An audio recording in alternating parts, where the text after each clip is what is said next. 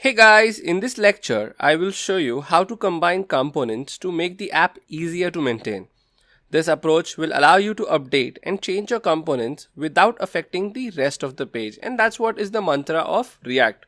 You update only what is needed and you do not touch everything else that is rendered correctly.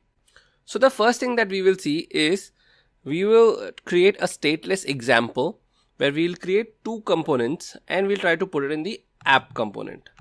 So let's try to do that. So first let's create a smaller component which is called as a header, and the way we create the header. So let's move this export to the bottom and let's say class header extends component.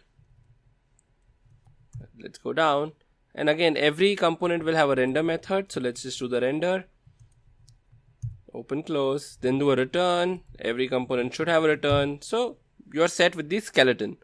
Now let's copy this and paste this, and let's make this header as a content. So we can move the content into this. Now if you can see, this seems pretty much the header and this seems the content. So let's try to move this into a header and the content tag. So this is the div that we have in the header. Let me move that here, cut it, and I move it down here, paste it.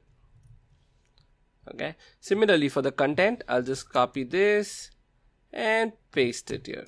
Don't worry about the error. Let's just do this and we should be fine. And now once we have done this, we have header and the content components created, and that's why you see the page blank with only the class name app. So let's try to use the header component here. Header, and let's save it, and you should start seeing the header component coming up. Saw that? Very simple. It's basically, if you consider this is like a code snippet that we used in Eclipse back in the days, where you have a snippet prepared. All you have to do is type a command and the snippet will pop up. Something similar. So it's basically you write once and use multiple times.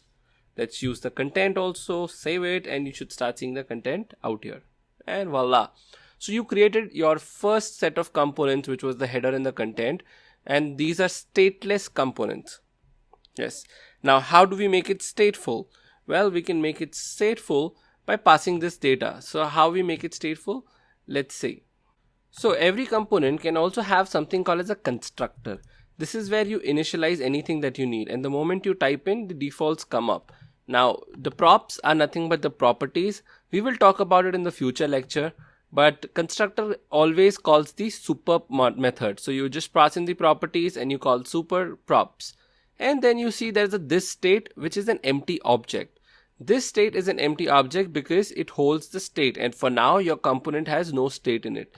Let's say header text, and let's say the header text is welcome to React. I think that's what we see here.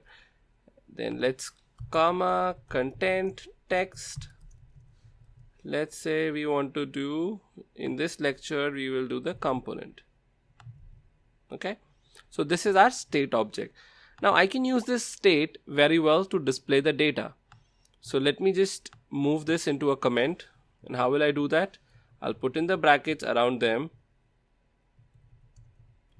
I'll put the multi-line comment, and I'll close the multi-line comment. So this will not impact and the page should become blank. Now that the page has become blank, I can just type in h1, and then let's close the h1. Now let's use the state. So the way we use a variable is using the brackets.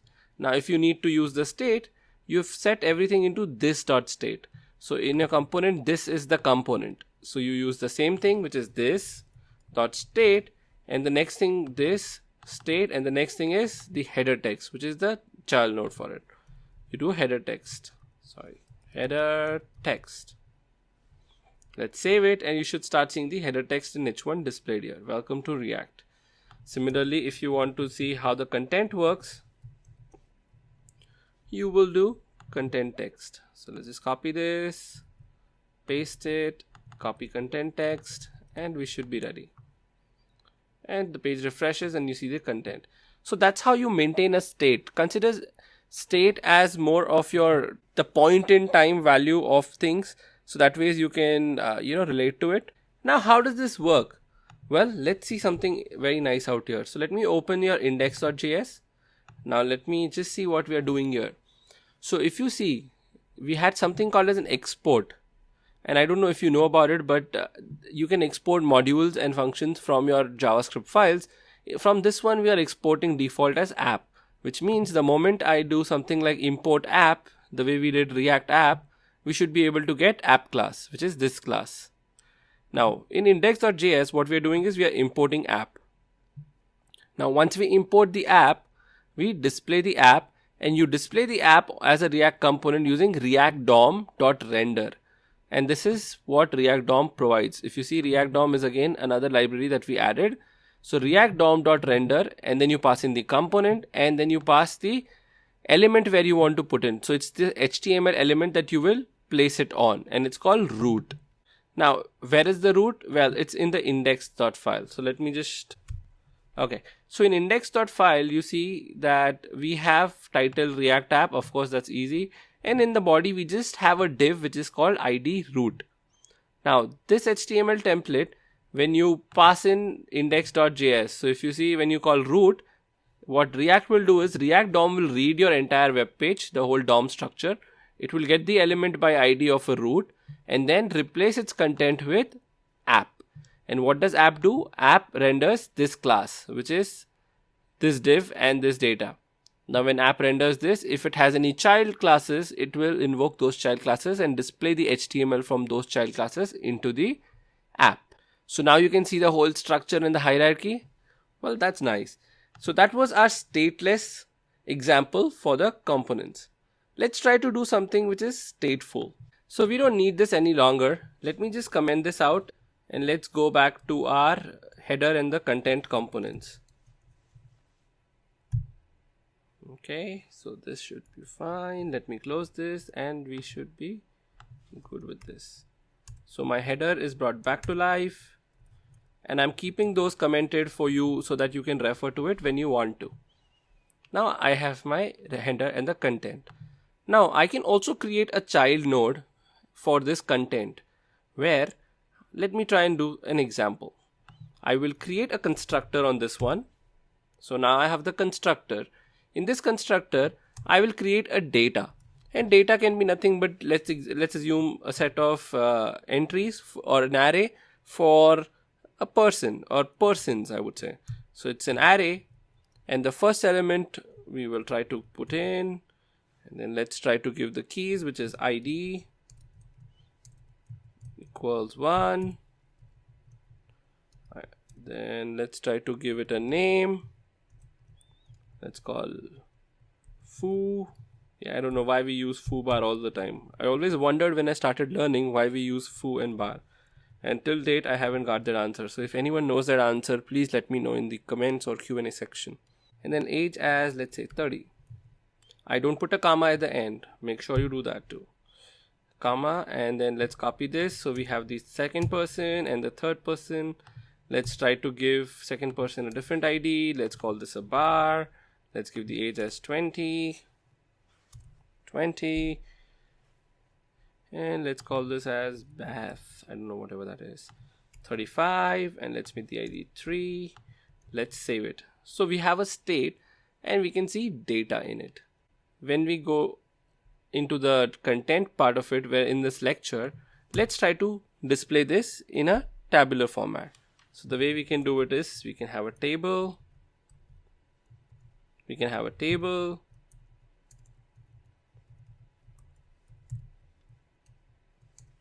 We can have a header.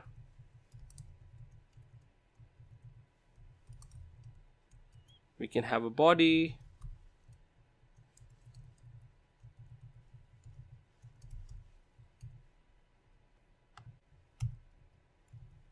th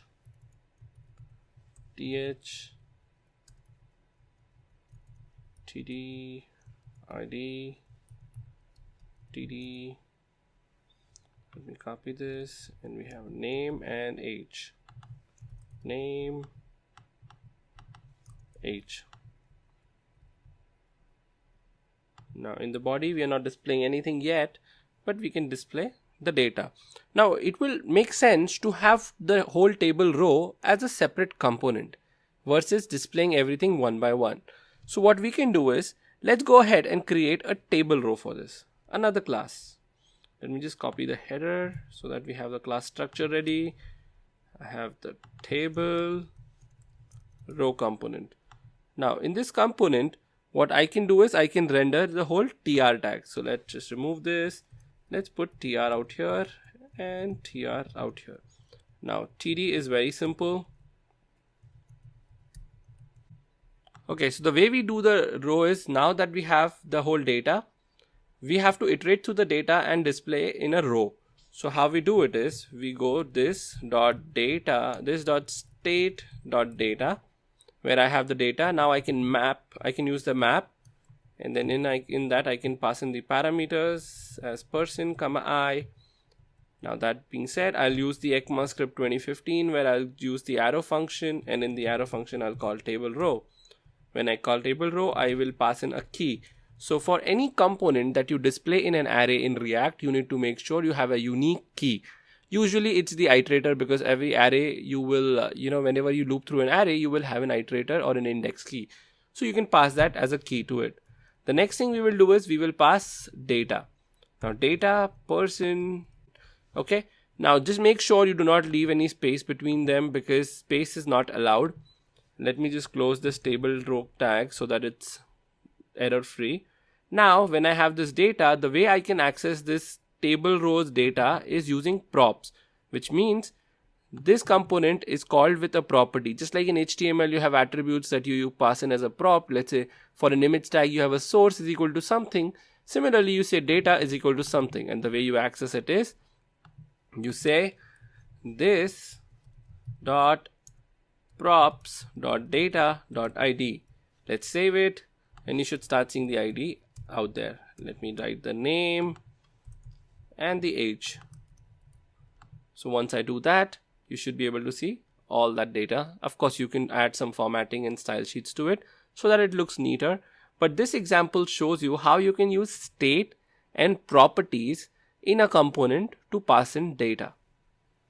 I'll see you in the next class.